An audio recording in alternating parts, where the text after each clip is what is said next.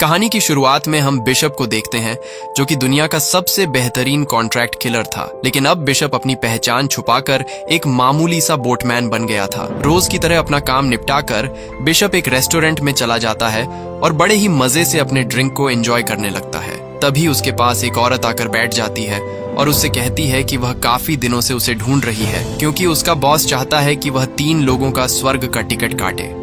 कुछ जरूर कोई गलतफहमी हुई है। इस पर औरत उससे कहती है, अब अपना ड्रामा बंद करो, क्योंकि अगर तुमने यह काम नहीं किया तो बॉस तुम्हारी रची मौत का झूठा नाटक तुम्हारे सभी दुश्मनों को बता देगा। औरत की बात सुनकर बिशप अपनी नजरें चारों तरफ घुमाता है। तब उसे पता चलता है कि यह औरत अपने साथ गुंडों की पूरी फौज लेकर आई है। गुंडों को चारों तरफ देख बिशप अपना मोबाइल निकालता है और उस औरत की फोटो खींच लेता है। बिशप को फोटो खींचते देख वह औरत अपनी गन निकालने जाती है तो बिशप उसे धक्का देते हुए कहता है, बाप से कह देना मुझसे पंगा लेना ठीक नहीं। ऐसा कहते ही सोलो वीएस स्क्वाड फाइट शुरू हो जाती है, जिसमें अपना बिशप सभी गुंडों को बड़े ही बेरहमी से मार गिराता है। उन्हें सुलाने के बाद बिशप देखता है कि नीचे से और गुंडे उसे मारने ऊपर आ रहे हैं। उन्हें अपनी ओर आता देख बिशप दीवार से कूदकर सीधा रूफ से जाकर लटक जाता है। बिशप को भागते देख वह औरत भी गुंडों को लेकर सीधा रूफ के अंदर चली गई, मगर अपना बिशप तो रूफ के ऊपर था। उसे ऊपर देख वह औरत उसे पकड़ने रूफ के ऊपर चढ़ने लगी। औरत को ऊपर आता देख बिशप रूफ के पास से गुजर रहे ग्लाइडर के ऊपर छलांग लगा देता है और वहां से भागने में कामयाब हो जाता है। रात होते ही बिशप जब अपनी बोट पर जाने लगा तो उसने देखा कि 2 लोग उसकी बोट की तलाशी कर रहे हैं। उन्हें तलाशी लेते देख बिशप मोबाइल से बोट पर लगे बम को एक्टिव कर देता है। इसके बाद बिशप अपने दूसरे खुफिया ठिकाने पर चला गया और वहां से कुछ पैसे और जरूरत का सामान लेकर सीधा थाईलैंड चला जाता है, जहां पर उसकी दोस्त मे उसका वेलकम करती है। तब अपना बिशप उससे कहता है, मुझे किसी को ढूंढना है इससे पहले कि वो मुझे ढूंढे। फिर मे उसे सीधा उसके बनाए हुए खुफिया घर में ले जाती है। मे के जाते ही बिशप फर्श में छुपे हुए एक बॉक्स को निकालता है, जिसमें उसने अपनी मुसीबत में काम आने वाली चीजों को रखा हुआ था। फिर उसके अंदर से एक लैपटॉप को निकालकर उस औरत के बारे में जानकारी ढूंढने लगता है। तब उसे पता चलता है कि उस औरत को भेजने वाला दूसरा कोई नहीं बल्कि उसी का पुराना दोस्त क्रेन है। अगले दिन मे के पास एक लड़की आती है और उसे अपना नाम जीना बताते हुए उससे कुछ दवाइयां मांगती है।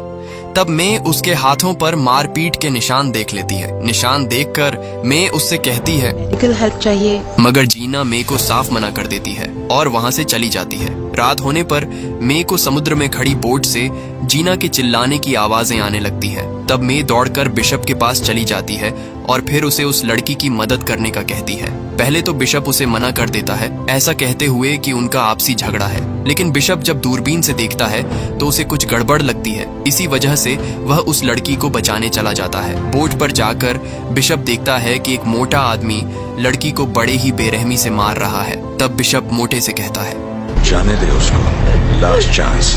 मगर वो मोटा सीधा बिशप पर हमला कर देता है। फिर क्या था, बिशप उस मोटे से 1v1 फाइट करने लगता है। उसी लड़ाई में मोटे का सर बोट से टकरा जाता है और उसकी वहीं पर मौत हो जाती है। मोटे को मरा देख जीना बेहोश हो जाती है। तभी वहाँ पर मे भी आ जाती है। मे को देख बिशप उससे कहता है, मैं इस लड़की को किनारे ले जाऊं, मैं बोट को ठिकाने लगाता हूँ। ऐसा कहकर बिशप बोट की तलाशी लेने लगता है। तब उसे जीना का पासपोर्ट और साथ ही मोबाइल मिला, जिसमें बिशप का फोटो मौजूद था। फोटो देख बिशप समझ गया कि यह एक ट्रैप है। इसी वजह से बिशप उस बोट को उड़ा देता है और फिर सीधा जीना के पास आकर उस पर गन तान देता है और उसे सख्त लहजे में पूछता है कि क्या तुम क्रेन के लिए काम करती हो।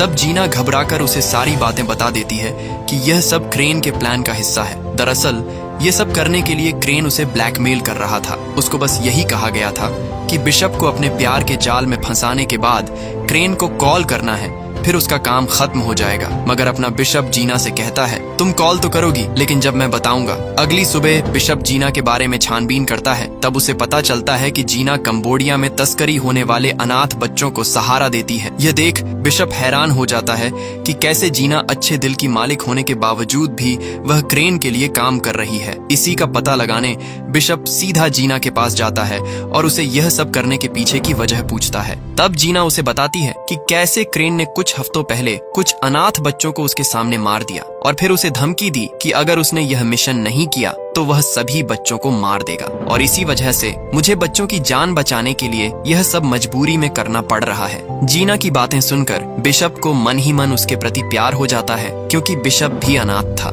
थोड़ी देर बाद बिशप देखता है कि क्रेन के कुछ आदमी उस पर नजर रखे हुए हैं। तब बिशप सीधा जीना के पास चला गया और उसका हाथ पकड़कर उसे बताने लगा, क्रेन के आदमी उस पर नजर रखे हुए हैं, तो तुम्हारा काम करती रहो ताकि मुझे कुछ सोचने का वक्त मिल सके। उन्हें साथ घूमते देख मे उन दोनों को एक फेस्टिवल में शामिल कर देती है और उन्हें साथ में बांध देती है। धीरे धीरे जीना और बिशप एक साथ घुल मिल जाते हैं, मानो दोनों को भी अपना सच्चा प्यार मिल गया हो। शाम होते ही जीना बिशप से उसे मुसीबत में डालने के लिए माफी मांगती है। तब बिशप उसे बताता है कि वह उसकी मजबूरी समझ सकता है, क्योंकि वह भी बचपन में अनाथ था। साथ ही बताता है कि उसे बचपन में एक गैंगस्टर को बेच दिया गया था, जो छोटे बच्चों को आतंकवादी बनाने की ट्रेनिंग दिया करता था। उसी जगह पर क्रेन भी मेरे साथ था, मगर एक दिन मैं वहाँ से भाग निकला, जबकि क्रेन वहीं पर फंसा रहा।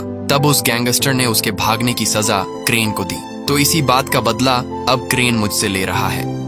बिशप का दर्द सुनकर जीना उसे किस कर देती है, और फिर क्या था, दोनों के बीच कार्यक्रम शुरू हो जाता है। कार्यक्रम खत्म होने के बाद बिशप ने जीना को इस मुसीबत से बाहर निकालने का वादा किया और भरोसा रखने के लिए अपने मरे हुए पिता की घड़ी उसे दी। सुबह जीना बीच के किनारे घूम ही रही थी, तभी क्रेन के आदमी जीना को पकड़कर ले जाने लगते हैं। जीना को मुसीबत में देख बिशप उन गुंडों को मारने लगता है, मगर लड़ाई के दौरान कुछ गुंडे मौका देख जीना को भगा ले जाते हैं। तब एक गुंडा क्रेन को कॉल लगाकर बिशप को बात करने देता है। फोन पे नहीं, फेस टू फेस बात करेंगे।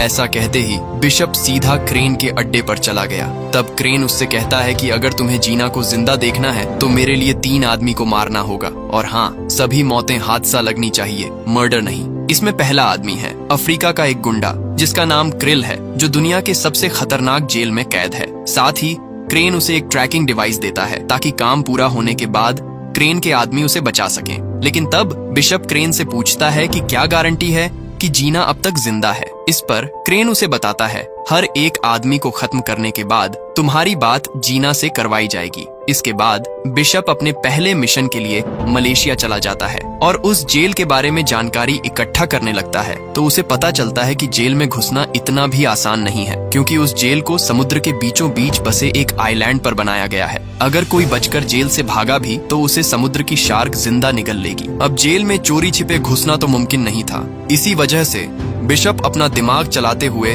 पहले कुछ गैंगस्टर की जानकारी निकालता है जो फरार हो, साथ ही थोड़ा बहुत उसकी तरह दिखे। जानकारी मिलने के बाद बिशप ने उसी गैंगस्टर की तरह चेहरे पर टैटू निकाला और फिर जरूरत का सामान इकट्ठा कर उसे सिगरेट के बॉक्स में छिपा दिया। सारी तैयारी करने के बाद बिशप सड़कों पर घूमने लगा ताकि कोई पुलिस वाला उसे देखे, और होता भी ऐसे ही है। पुलिस उसे वही गैंगस्टर समझकर पकड़ लेती है। जेल में पहुंचने के बाद उसके सामान की तलाशी ली जाती है, मगर बिशप ने अपने जरूरत का सामान ऐसे छुपाया था कि पुलिस को भी शक नहीं होता। तलाशी होने के बाद बिशप सीधा अंदर चला जाता है, फिर एक कैदी से क्रिल के बारे में जानकारी इकट्ठा करने लगता है।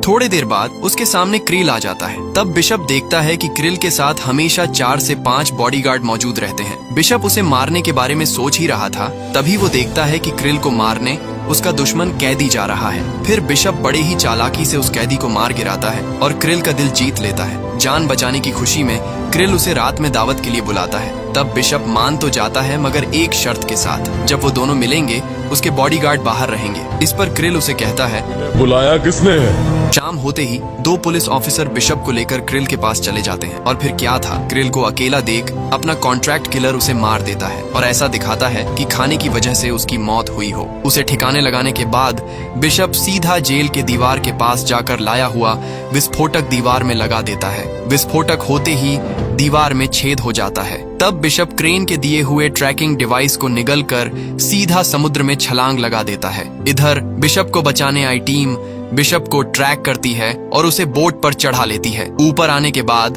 बिशप उससे कहता है, फोन दे अपना। फोन पर जीना बिशप को बताती है, अगले टारगेट को तुम्हें 36 घंटे में मारना होगा, वरना क्रेन मुझे मार देगा। उतने में ही क्रेन जीना से फोन छीन लेता है और उसे दूसरे टारगेट की इंफॉर्मेशन भेज देता है, जिसका नाम एड्रियन था, जो कि मानव तस्करी का काम किया करता था। बिशप के पास टाइम कम था, इसी वजह से वह टारगेट के बारे में जानकारी इकट्ठा करने में लग जाता है। छानबीन के दौरान उसे पता चलता है कि उसके पास पहुंचना बहुत मुश्किल है, क्योंकि एड्रियन ऑस्ट्रेलिया में सबसे हाईटेक बिल्डिंग में रहता था। इसलिए बिशप ने उसके नीचे का अपार्टमेंट खरीदने के बहाने चुपके से अपार्टमेंट की चाबियों का फोटो खींच लिया ताकि उनकी डुप्लीकेट चाबी बना सके। घर आने के बाद बिशप केमिकल के मदद से कांच तोड़ने के लिए एक छोटा सा बम बनाता है। बम बनाते वक्त बिशप खास इस चीज का ख्याल रखता है कि कांच टूटने के पीछे का कारण एक हादसा लगे। सारी तैयारियां होने के बाद बिशप टेक्नीशियन का भेस बनाकर उन डुप्लीकेट चाबियों की मदद से अपार्टमेंट में घुस गया और फिर अपार्टमेंट की खिड़की निकालकर एड्रियन के स्विमिंग पूल तक पहुंच गया, जो बिल्डिंग से बाहर निकला हुआ था। फिर उसने स्विमिंग पूल के नीचे बम को लगा दिया। इधर मौत से अनजान एड्रियन सीधा पूल में छलांग लगा देता है और मजे से तैरने लगा। तभी उसने बिशप को देखा और गार्ड को बुलाने लगा, लेकिन तब तक देर हो चुकी थी। पूल से पानी रिसना शुरू हो गया था। इससे पहले कि कांच पूरी तरह से टूटे, बिशप नीचे के अपार्टमेंट में चला जाता है। दूसरी तरफ क्रेन न्यूज पर एड्रियन की मौत की खबर देख अपने आदमियों को बिशप और जीना की बात करवाने के लिए कह देता है। बात करते समय जीना बड़े ही चालाकी से बोट का हल नंबर दिखा देती है। हालांकि जीना की चाल जैसे ही क्रेन के आदमी समझता है, वो तुरंत कॉल कट कर देता है, लेकिन तब तक अपना बिशप बोट का हल नंबर जान चुका था। और फिर क्या था, बिशप उस नंबर से बोट का पता लगा लेता है। पता लगते ही बिशप हेलीकॉप्टर की मदद से क्रेन की बोट को ढूंढने लगा। बोट का पता लगते ही बिशप अपने साथ हथियारों से भरा बैग लेकर समुद्र में कूद गया और उस गैजेट की मदद से बिना किसी की नजर में आए ऊपर चढ़ जाता है। ऊपर जाते ही बिशप एक एक करके सबको निपटाने लगा, लेकिन बोट पर बहुत सारे गुंडे मौजूद होने के कारण बिशप पकड़ा गया। तब क्रेन उसे बताता है, ये तुम्हारी फाइनल वार्निंग है, अगर दोबारा तुमने ऐसी हरकत की तो जीना को खो बैठोगे। वार्निंग देकर क्रेन उसे आखिरी टारगेट को मारने का बोलता है। इसके बाद बिशप अपने आखिरी टारगेट को मारने वारना चला जाता है, जहां पर उसे टारगेट की जानकारी दी जाती है,